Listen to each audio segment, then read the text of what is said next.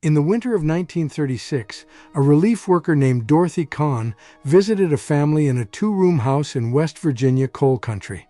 She wrote in her report that the temperature inside was 38 degrees. The family had 4 children. The father had been out of work for 2 years. The coal company owned the house and had cut off his supply credit. What she did not write in the report, because it was not the kind of thing a relief worker put in a report, was that the family was still alive. In a house with no coal, no electric heat, and no money, they had kept 4 children alive through a West Virginia winter. My name is Peter Harnish, and what you are about to see are 20 heating tricks that people with nothing used to stay warm when everything had been taken from them, that $300 space heaters still cannot improve on. Number 7 was used in Siberian exile camps at temperatures that killed unprepared men in 3 days. Number 1 is the trick a Depression-era grandmother used that modern building scientists rediscovered 60 years later and published in an academic journal, still not knowing where it came from. Subscribe before we start, because the people who invented these methods did not file patents. Number 20, the newspaper insulation wall. By the 1890s, the tenement houses of New York's Lower East Side held over 300,000 people in conditions that a city health inspector in 1895 described as, and I am quoting his exact words, "not fit for animals, single-pane windows, no insulation, walls that sweated in summer and froze in winter." What the families who lived in those buildings used to survive was the one thing that was free: the newspaper. Sheets of newspaper folded and layered against interior walls trapped dead air between the layers. Dead air is what insulation does. It is not the material that keeps heat in, it is the air the material holds still. 3 layers of folded newspaper against a wall provides insulation roughly equivalent to a 1/4 inch of fiberglass batting. It is not modern insulation, but it is something, and something is the difference between 38 degrees and 52 degrees in a room with one small heat source. The practice is documented in oral histories collected by the New York Tenement Museum from the descendants of Lower East Side families who lived through the winters of the 1890s and early 1900s. Several accounts describe newspaper on the walls not as a sign of poverty, but as standard practice, the same way you put down newspaper to keep the floor clean. A roll of fiberglass insulation at a hardware store costs $40 to $80 today and goes in walls most people cannot access. Newspaper goes on the surface of any wall in 3 minutes. Number 19, the brick heat battery.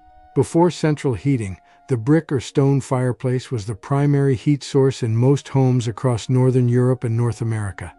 What made it useful beyond the fire itself was the mass of masonry surrounding it, which absorbed heat while the fire burned and released it slowly for hours after the fire died. The same principle works without a fireplace. Fire bricks, the dense refractory bricks used in wood stove and fireplace construction, can be heated in any oven, in a fire, or on a gas range, and placed in a cast iron pot or a metal container in a room as a slow-release heat source. A standard fire brick heated to 400 degrees Fahrenheit holds enough thermal mass to raise the temperature of a small room measurably for 3 to 4 hours. This practice is documented in accounts from Amish communities in Lancaster County, Pennsylvania, where fire bricks heated in a wood stove were wrapped in thick cloth and placed in beds before sleeping as a warming device that predates the modern electric blanket by several centuries. The physics behind it is identical to the thermal mass principles used in passive solar home design, which is one of the most expensive upgrades available in modern construction. The fire brick costs $4. The physics is the same. Number 18, the door draft snake. In 1932, the Federal Emergency Relief Administration sent investigators to assess housing conditions in rural Kentucky and West Virginia. Their reports, archived by the Library of Congress, describe houses where cold air moved freely through gaps at the base of exterior doors large enough to see daylight through. The fix that the families in those houses used was made from whatever fabric was available, usually the leg of a pair of worn-out trousers stuffed with dry sand, sawdust, or rags, and laid against the base of the door. A door with a half-inch gap at the base loses as much heat as a window left open 2 inches. The gap is below eye level and almost never noticed, but it is one of the single largest sources of heat loss in any house that lacks a proper door sweep. The FARA investigators noted in multiple reports that families who had addressed the base gap had measurably warmer interior temperatures than those who had not, all other conditions being equal. A commercial door sweep costs $15 to $25 and requires tools to install. The fabric snake requires a trouser leg, something to fill it with, and 30 seconds to put in place. Number 17. The candle lantern. Heat trap. In the 1840s, Northern European farming families who could not afford wood or peat to heat a room through the night used a method that appears repeatedly in Scandinavian and Finnish household records from the period: a pottery lantern with a single tallow candle placed in the center of a sleeping room, with the lantern positioned inside a larger ceramic pot with a lid. A single candle produces approximately 80 watts of heat continuously. In a small, well-insulated sleeping space, this is enough to raise the ambient temperature by 5 to 10 degrees Fahrenheit above the outside temperature. The ceramic pot surrounding the lantern absorbs and radiates the heat more evenly than an exposed flame, extends the effective warming radius, and reduces the risk of fire from an open flame in a room where people are sleeping. The Finnish National Museum in Helsinki holds examples of this device from the 18th and 19th centuries. The design is identical in principle to the modern ceramic space heater, which uses an electric element instead of a candle and costs between $30 and $80. The candle lantern costs nothing if you already have a candle and a pot. Number 16. The coal slack brick. In the coal company towns of Appalachia in the early 1900s, the company owned the coal supply and the company store, and a miner who fell behind on his account had his coal credit cut. What the company left in piles outside the mine entrance as waste was slack, the fine coal dust and small fragments that fell through the screens during processing. Slack alone burns poorly. Mixed with clay at a ratio of approximately 3 parts slack to 1 part clay, formed into fist-sized bricks and dried in the sun, it becomes a fuel that burns for 2 to 4 hours at cooking and heating temperature. Oral histories collected by the West Virginia and Regional History Center at West Virginia University document this practice across multiple coal counties. Several accounts describe women who maintained a regular production of coal slack bricks as a standard part of household management, the same way you would bake bread or churn butter, because the warmth of the house depended on it. A commercial fire log today costs $3 to $5 and burns for 3 hours. The coal slack brick was built from material the company considered waste and left in a pile at the edge of the property.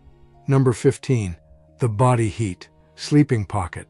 The Inuit people of the Arctic have survived winters that kill unprepared people in hours for thousands of years, without central heating, without electricity, and without any of the insulated gear that modern cold weather equipment manufacturers sell at prices that start at $300 for a sleeping bag. What they used was the understanding that the human body generates approximately 80 to 100 watts of heat continuously, and that this heat, if contained rather than dissipated, is sufficient to maintain a survivable sleeping temperature in conditions far below freezing. The sleeping pocket, in its simplest form, is a sleeping space sized as close to the body as possible, lined on all sides with the most insulating material available and sealed against air movement. The smaller the space, the faster the body heats it. The more insulating material surrounding it, the longer it retains that heat. This principle is documented in the ethnographic literature on Inuit material culture, including in the work of Arctic explorer Vilhjalmur Stefansson, who spent years living with Inuit communities in the early 1900s and recorded their cold weather practices in detail. His 1913 account, My Life with the Eskimo, describes sleeping arrangements in which the ambient temperature outside the sleeping space was below -40 and the interior temperature was survivable. A modern four-season sleeping bag rated to -20 costs between $300 and $600. The principle it operates on was understood and applied by Inuit families for thousands of years without any of the equipment. Number 14. The clay plaster insulation. In the earthen houses of rural Mexico, the American Southwest, and parts of Africa and the Middle East, walls built from adobe or rammed earth have provided effective thermal mass insulation for thousands of years. The same material, applied as a plaster over an existing wall surface, was used in Depression-era American homes to seal gaps and cracks that conventional plaster could not reach. The mix is clay soil, sand, and water, combined at roughly 2 parts sand to 1 part clay and mixed to the consistency of thick paint. Applied in thin coats over interior wall surfaces with a wide brush or a flat board, it fills every gap, crack, and irregular surface, and when dry, creates a surface that both stops air infiltration and adds thermal mass. The Back to Basics Handbook, published by Reader's Digest in 1981, documents this technique among several traditional home repair methods that had been in common use in rural American communities since the 19th century. It notes that the clay plaster was used not just for insulation, but for rodent control, because mice cannot chew through dried clay the way they can chew through wood. A bag of clay-based plastering compound at a hardware store costs $15 to $25. The clay soil version is available anywhere clay soil exists, which is most of the continental United States, for nothing. Number 13. The hot rock bed warmer. Before the electric blanket and before the rubber hot water bottle, families across northern Europe and New England used flat river stones heated in the fireplace and wrapped in thick cloth as bed warmers. The stone was placed in the coals of the fire for approximately an hour, removed with tongs, wrapped in a doubled layer of wool or heavy cotton to prevent contact burns, and placed at the foot of the bed before sleep. A dense basalt or granite stone the size of a large book holds enough heat to keep the foot of a bed warm for 4 to 6 hours. This practice is documented in household management guides from colonial New England, including in the records of the Old Sturbridge Village Historical Site in Massachusetts, which holds examples of period bed warmers and period accounts of their use. The guides consistently note that the stone needed to be river stone, smooth and dense, because porous or cracked stone held water that could cause the stone to fracture explosively when heated rapidly. A commercial bed warmer with an electric element costs $30 to $60. A suitable river stone costs nothing. The physics is identical.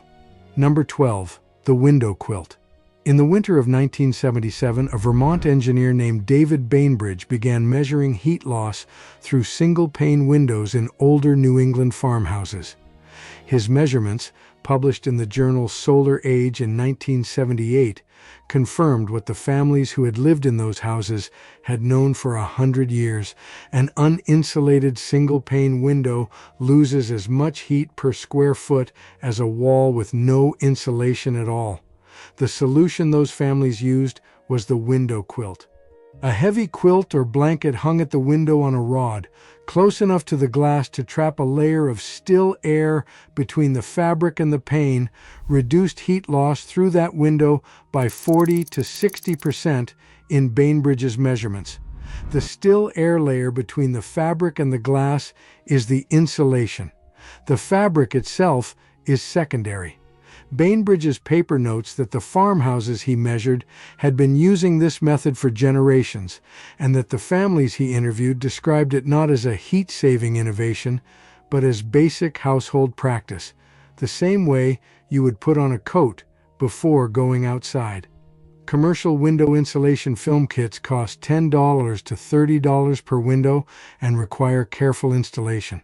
A quilt or heavy blanket hung from a rod costs nothing if you already have the quilt. Number 11. The radiant heat reflector.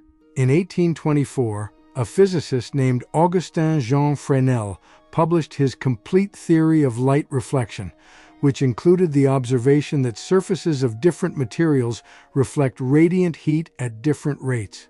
Polished metal surfaces reflect radiant heat nearly completely. Flat paint and wallpaper absorb it. The families who built reflectors behind their stoves and fireplaces in the 18th and 19th centuries did not know Fresnel's name or his equations. They knew that a sheet of polished tin placed behind a candle made the room brighter, and that the same principle applied to a heat source made the room warmer. A polished metal sheet placed behind any heat source, angled to direct radiated heat toward the occupied area of the room rather than into the wall, increases the effective heat output of that source by 20 to 40% without using any additional fuel. The principle is the same one used in modern infrared space heaters, which cost between $60 and $150 and use an electric element with a polished metal reflector behind it. The polished tin sheet behind a wood stove costs the price of the tin. The element costs nothing because you already have the stove. Number 10. The thermal mass floor.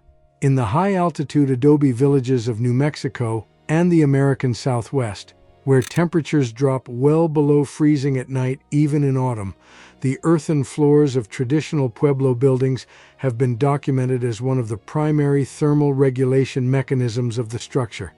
An earthen floor with sufficient mass, exposed to sunlight during the day through south-facing windows, absorbs enough heat to significantly moderate the overnight temperature drop in the room above it. The floor acts as a slow-release battery, charging during the day and discharging at night. The principle, now called passive solar thermal mass, is one of the most studied topics in sustainable architecture. The Earthship Biotecture Project in Taos, New Mexico, founded in 1969 by architect Michael Reynolds, has built over 3,000 structures based on this principle, documenting measurable interior temperature moderation in climates where outdoor temperatures vary by 60 degrees or more between day and night. The Pueblo communities of the Southwest had been using this principle for over 1,000 years before Reynolds named it, without academic papers, without architecture degrees, and without any of the materials modern passive solar construction specifies. Number 9. The Siberian Sleeping Trench. The exile colonies of Tsarist Siberia held at their peak over 1 million people in some of the coldest inhabited terrain on Earth. The temperatures in the Yakutia region, where many of the most remote colonies were located, reach -60 degrees Fahrenheit in winter. Men died in those conditions when their shelter failed. The ones who survived built a sleeping trench, a trench dug to a depth of 2 feet and lined with whatever insulating material was available, primarily dry grass, bark, or the hides of animals the colonists had trapped, held a temperature several degrees warmer than the air above it simply by using the insulating properties of the earth itself. A body in that trench, covered with additional insulating material, was protected on 5 of 6 surfaces by earth or dense insulation, with only the top surface exposed. George Kennan, the American journalist who traveled through the Siberian exile system in the 1880s and documented it in his 1891 book Siberia and the Exile System, describes this practice in detail in accounts of the colonies in the Yakutia and Tomsk regions. He notes that the survival rates in colonies where this practice was common were measurably higher than in colonies where it was not. A modern expedition-grade sleeping system rated for those temperatures costs between $600 and $4,200. The trench costs the time it takes to dig it. Number 8. The straw bale room liner. In the farming communities of the American Great Plains in the late 1800s and early 1900s, the first winter in a new homestead was the most dangerous. A family that had spent the summer building a wooden house had a structure with almost no insulation. The Great Plains winter, with sustained temperatures of -20 and winds that reduced that to -50 in wind chill terms, would push heat through an uninsulated wooden wall in hours. What many of those families did was stack straw bales against the exterior walls of the house on the north and west sides, the sides that took the prevailing winter wind before the first hard freeze. A straw bale has an insulation value of approximately R2 per inch, which is significantly better than an uninsulated wood wall. Stacked 4 feet high around the base of a house, straw bales reduce heat loss through the lower section of the wall dramatically and also block the wind from reaching the foundation, which is where most ground-level drafts enter.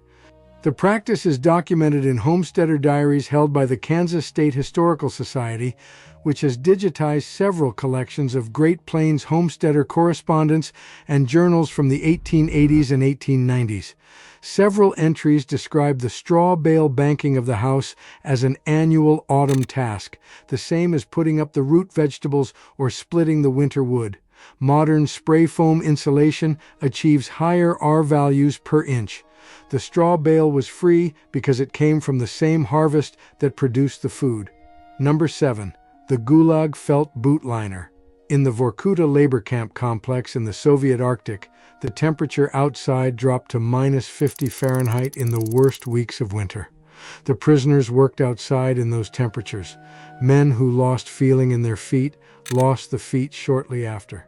What the prisoners who survived learned to do was line their issued boots with whatever insulating material they could acquire inside the camp, primarily scraps of felt, layers of newspaper, and in some cases the dried inner bark of certain trees that was available as packing material in supply deliveries. The insulating principle is identical to modern boot insulation. Trap dead air against the foot, between the foot and the cold outer shell of the boot.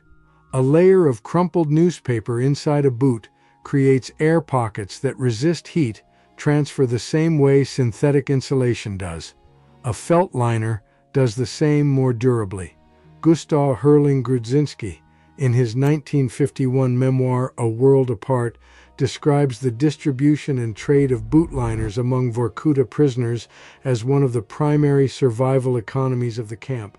A man with good boot liners had a measurable advantage in the outdoor work details that determined who survived the winter and who did not. A modern insulated winter boot costs between $80 and $200. The newspaper liner costs nothing and reduces cold penetration through an uninsulated boot by a measurable amount in any conditions. Number 6. The raised sleeping platform. In the traditional longhouses of the Haudenosaunee peoples of the northeastern woodlands, the sleeping platforms were built approximately 3 feet above the floor. In the earthen-floored homes of medieval Europe, beds were elevated on frames. In the Viking longhouses of Scandinavia, sleeping benches lined the walls at a height that kept the sleeper above the coldest layer of air. All of these cultures had independently identified the same physical reality. Cold air is denser than warm air and sinks. The air at floor level in any heated room is significantly colder than the air at sleeping height. A person sleeping on the floor in a room that feels warm at standing height may be lying in air that is 10 to 15 degrees colder than the air at chest height. The principle is documented in the archaeological and ethnographic literature on all 3 cultures. The Smithsonian Institution's National Museum of the American Indian holds accounts of Haudenosaunee longhouse construction that describe the platform height as deliberately calculated rather than incidental. A cot or elevated sleeping platform costs between $20 and $60. The principle behind it is several thousand years old. Number 5. The thermal curtain doorway. In the sod houses of the Great Plains homestead era, interior doorways between rooms were frequently hung with heavy fabric rather than fitted with solid doors because solid interior doors were expensive and required precise carpentry. The fabric curtain cost almost nothing and could be hung in an hour.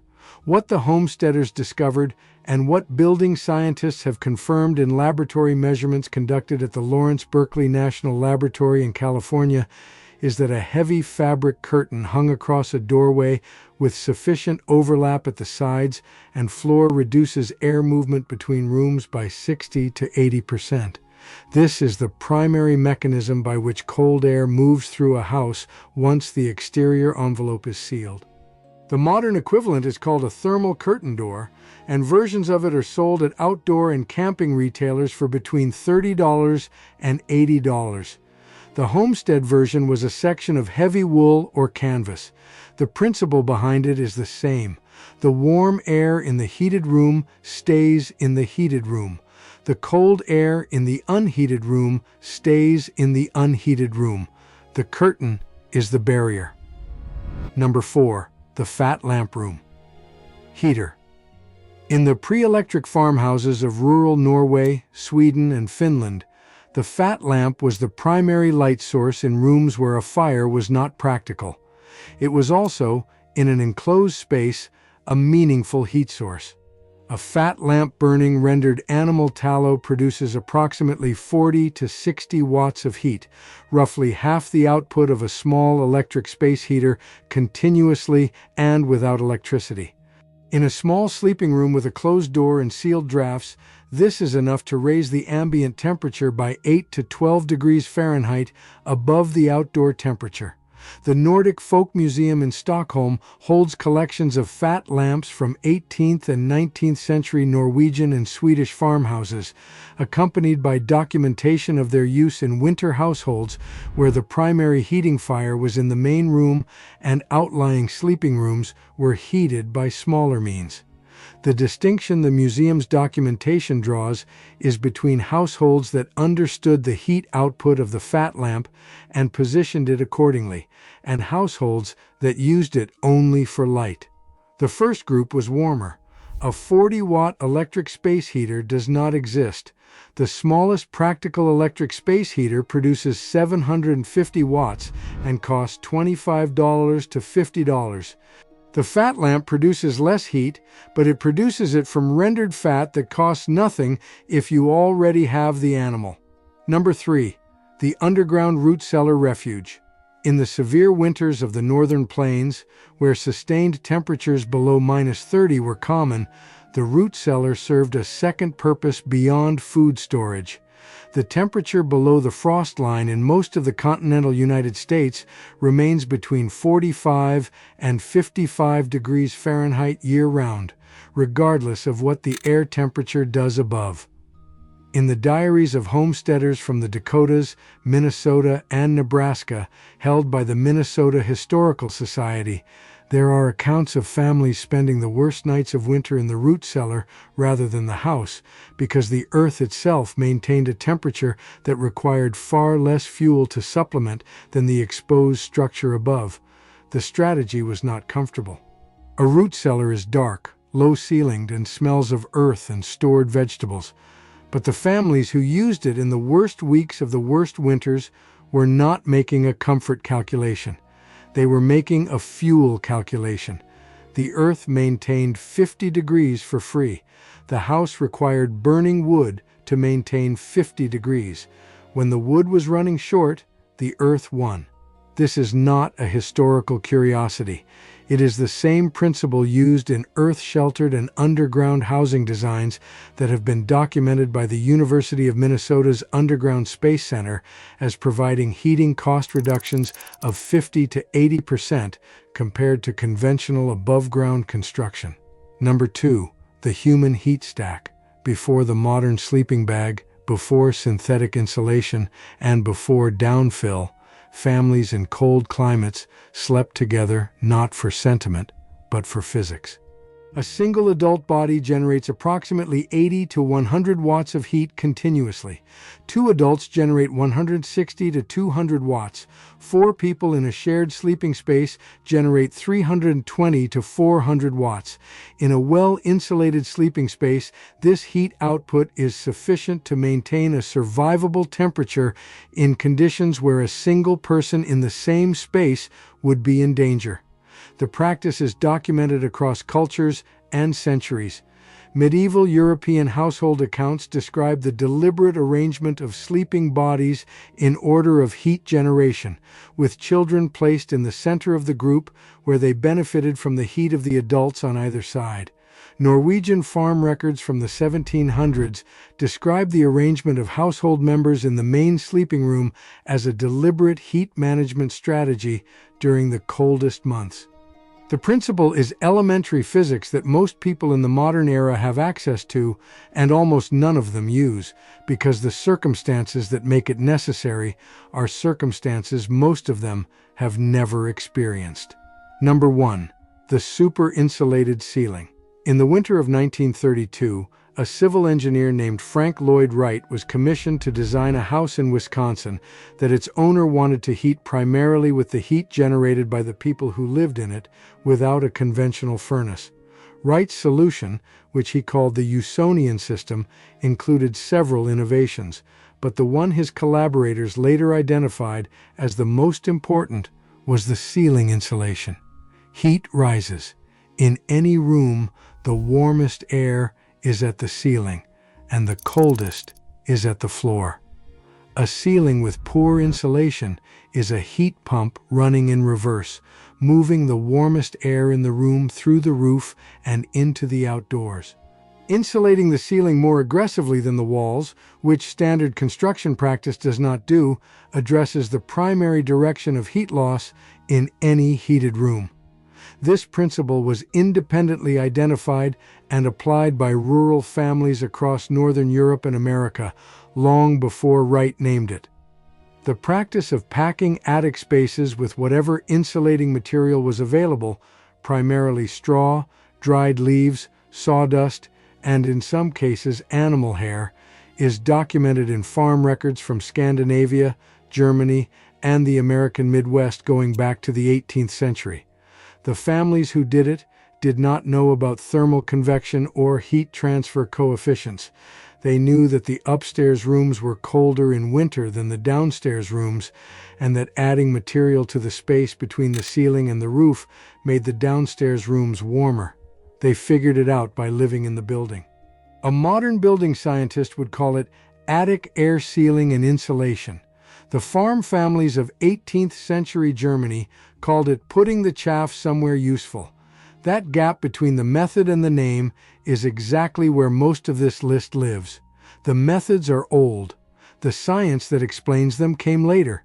And the space heater that costs $300 does not heat better than an insulated ceiling, a straw bale wall, a closed door curtain, and a raised bed platform combined. It just costs more. If your family used any of the methods on this list, put it in the comments. This archive is not finished.